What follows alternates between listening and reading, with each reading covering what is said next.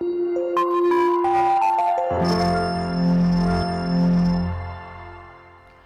students, hope you all are doing good. Today we are doing the chapter named Tribes, Nomads and Settled Communities. इनके बारे में हम chapter में पढ़ने वाले हैं. Learning outcome, tribes and tribal societies, changes in the caste structure and about a case study. So we will going to read in this chapter about these. Like the ancient period, the medieval period in Hindu society was also characterized by the caste system.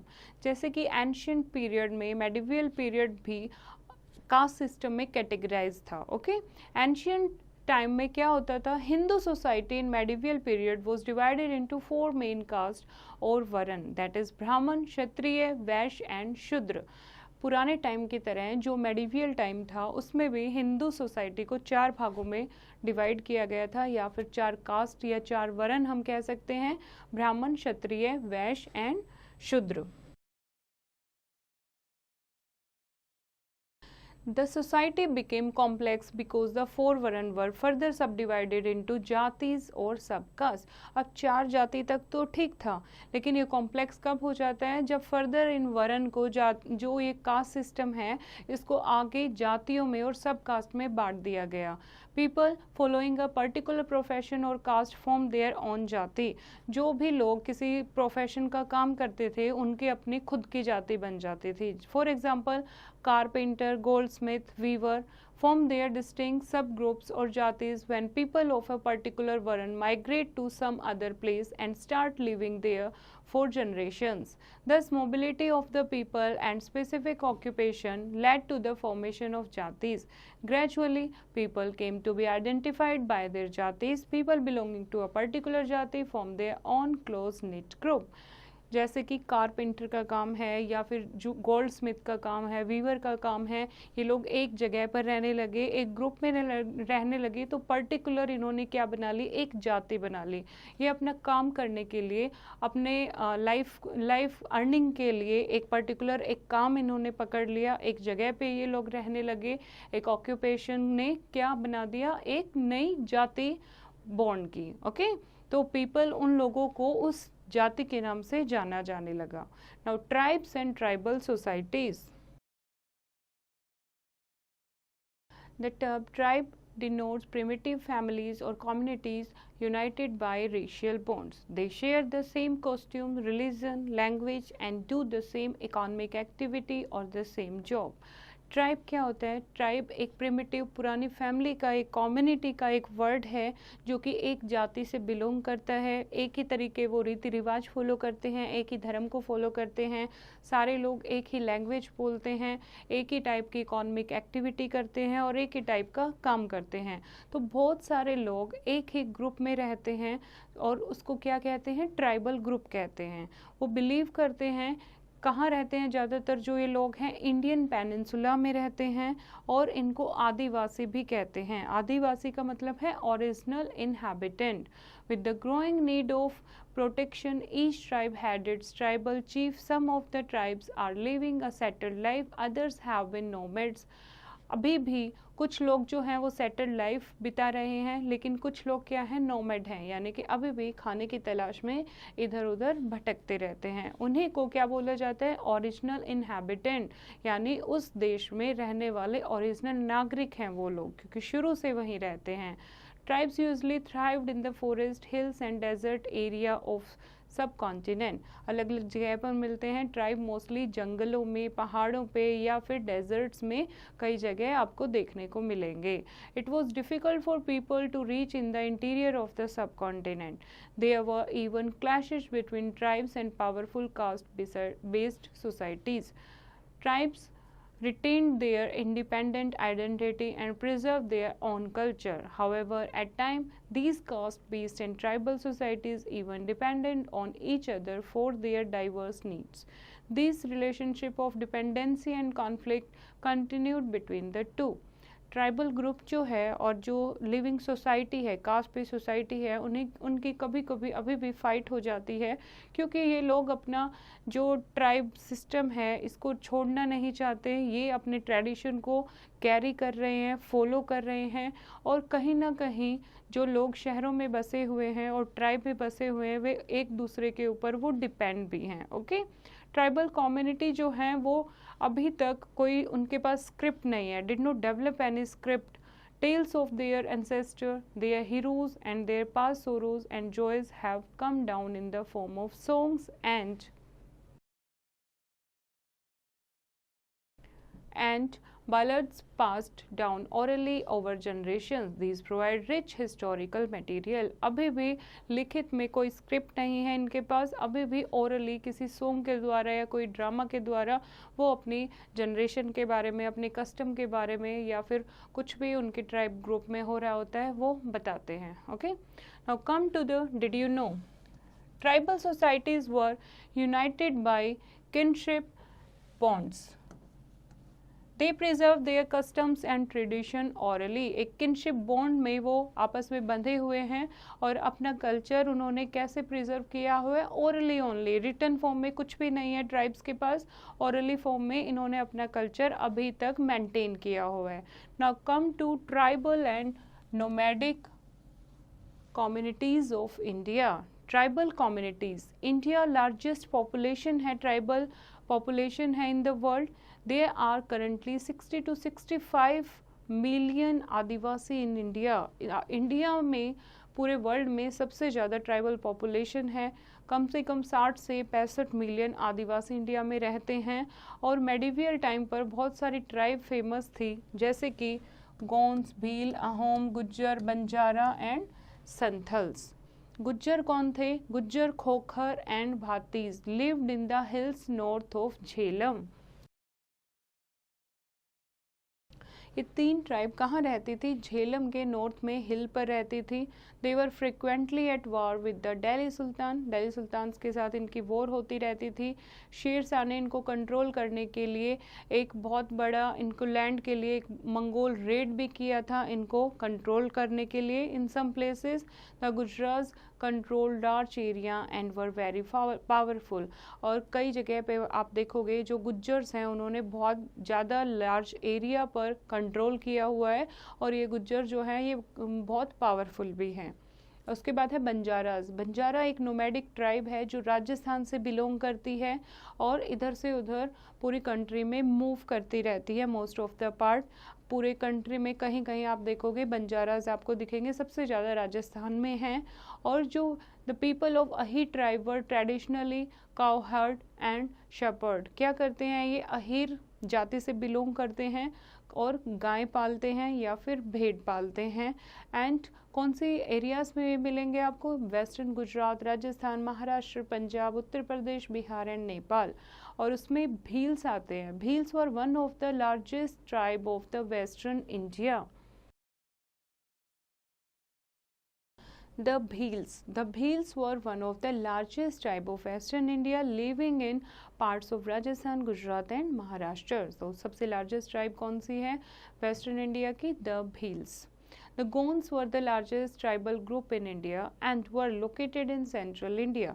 The Cheros lived in present-day Bihar and the Santhals in present-day Bengal.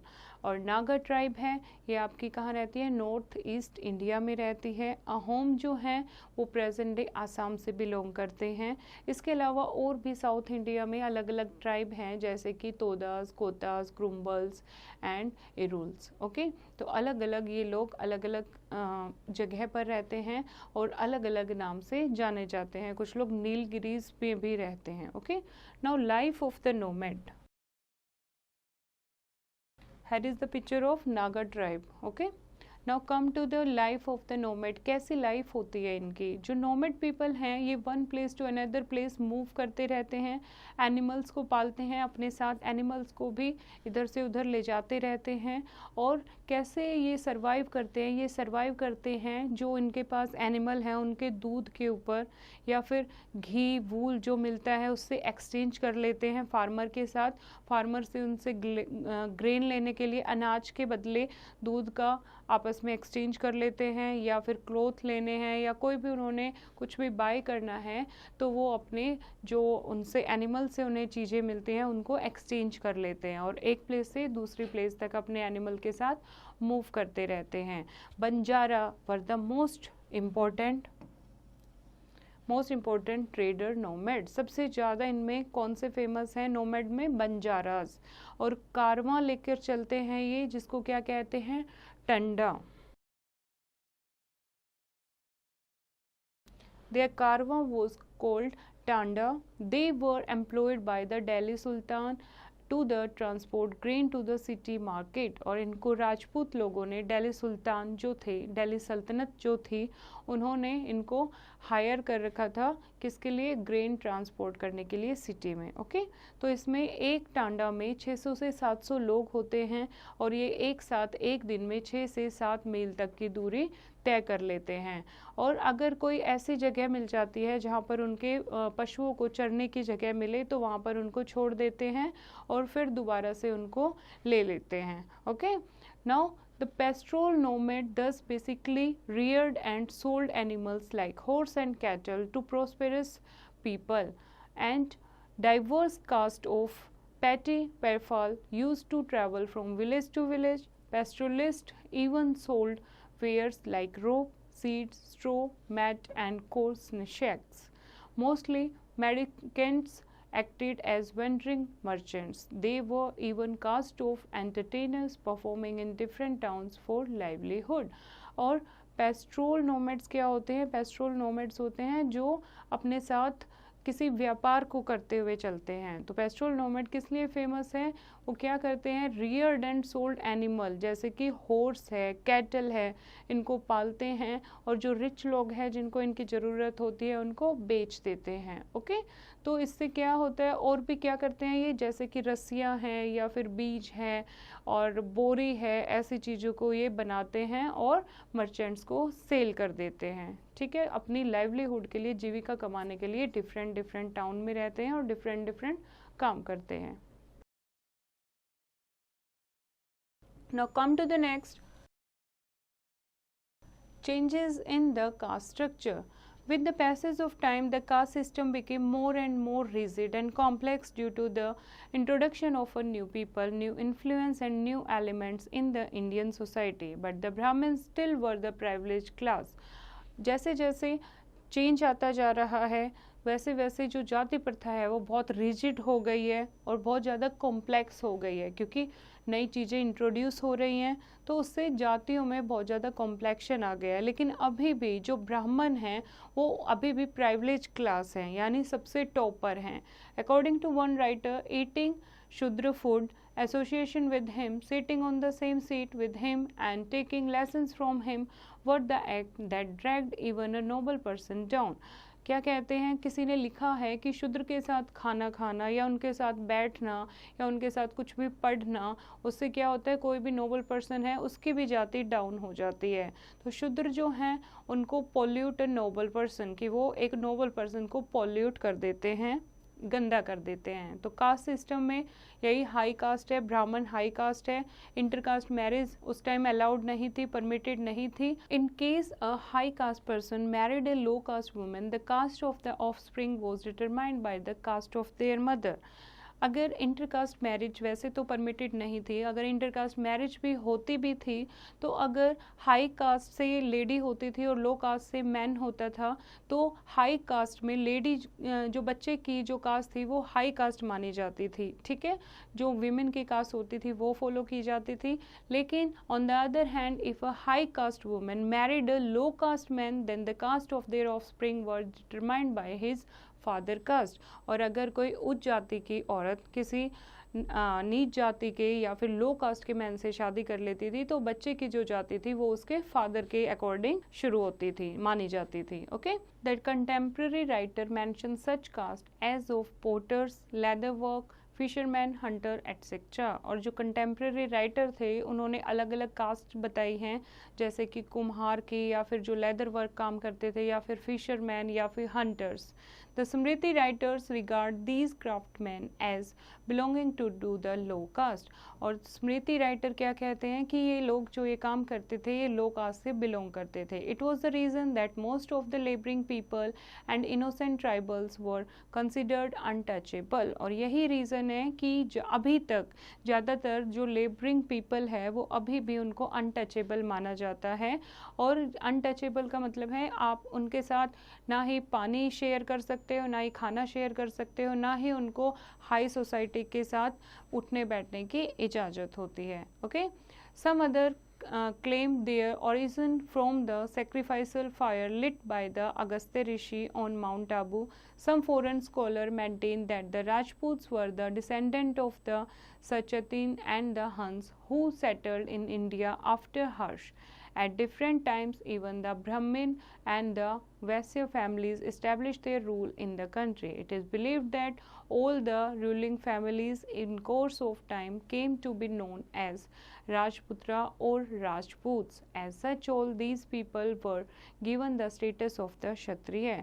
और ऐसे लोगों को जो कि आगे struggle का काम करते थे, वॉर में जाते थे, बहुत बहादुर होते थे, जैसे कि माना जाता है राजा हर्ष के बाद उनकी जो क्लैन थी उनको राजपूत का नाम दिया गया। और ये कौन सी कास्ट से बिलोंग करते थे? क्षत्रिय कास्ट से। Okay, but it must be admitted that the classification of caste was as yet not so rigid. लेकिन अब ये इतना rigid नहीं है आज के ज़माने की अगर हम बात करें।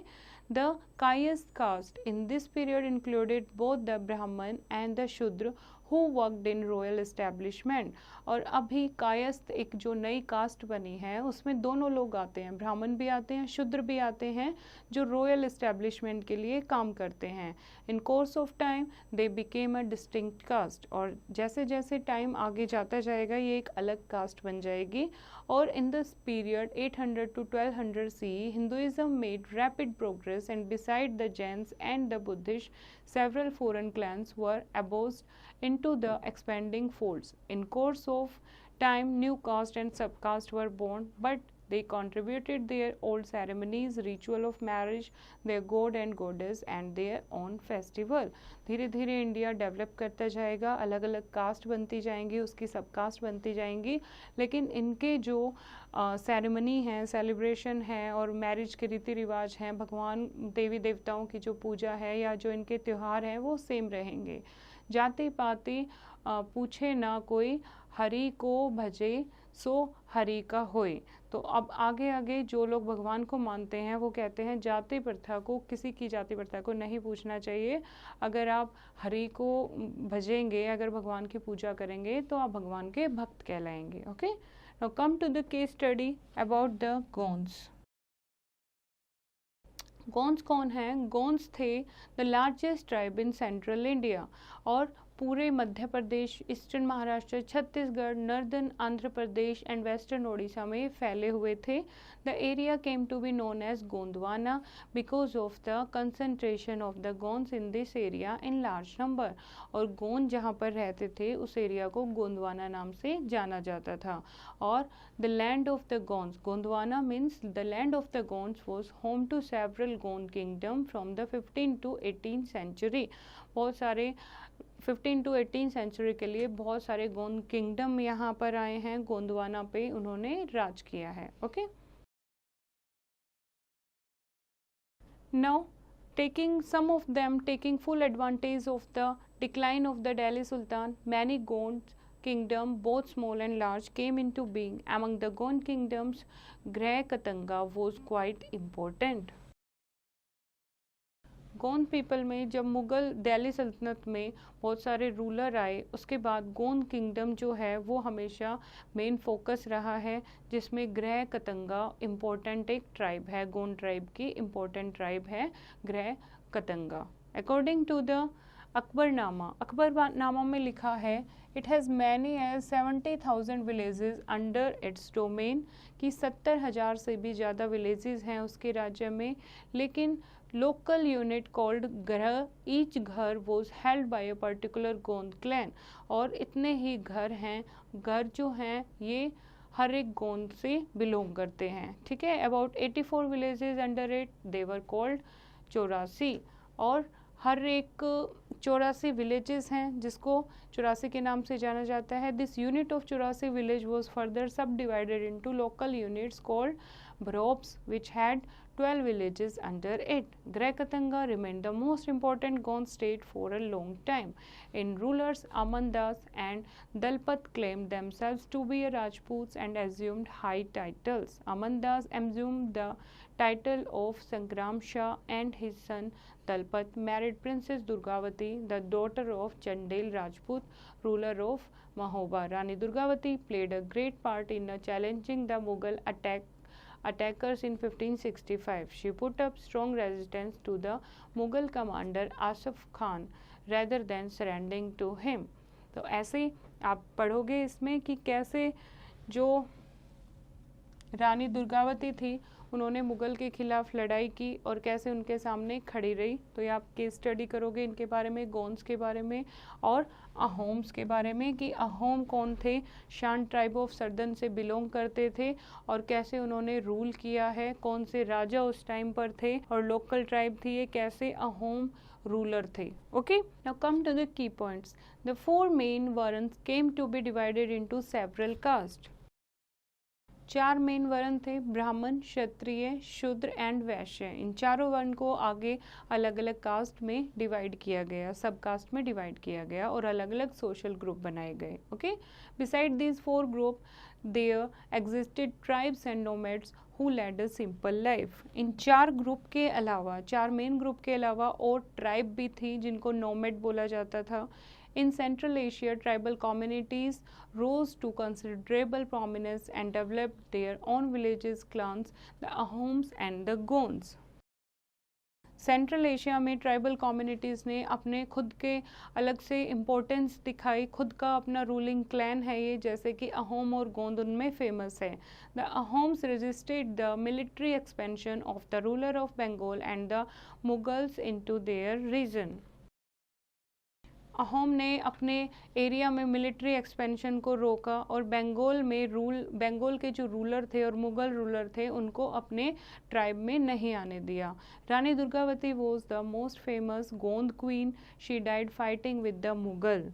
और रानी दुर्गावती जो गोंद की फेमस क्वीन थी उन्होंने भी मुग़ल को आक्रमण नहीं करने दिया और उनके साथ लड़ाई करते हुए उनकी डेथ भी हो जाती है. ओके, तो दीज आर द इम्पोर्टेंट की पॉइंट्स. आई होप बच्चों आपको ये चैप्टर समझ आया होगा. खुद से इसको एक बार रीड करेंगे और एक्सरसाइज की प्रैक्टिस स्वयं करेंगे.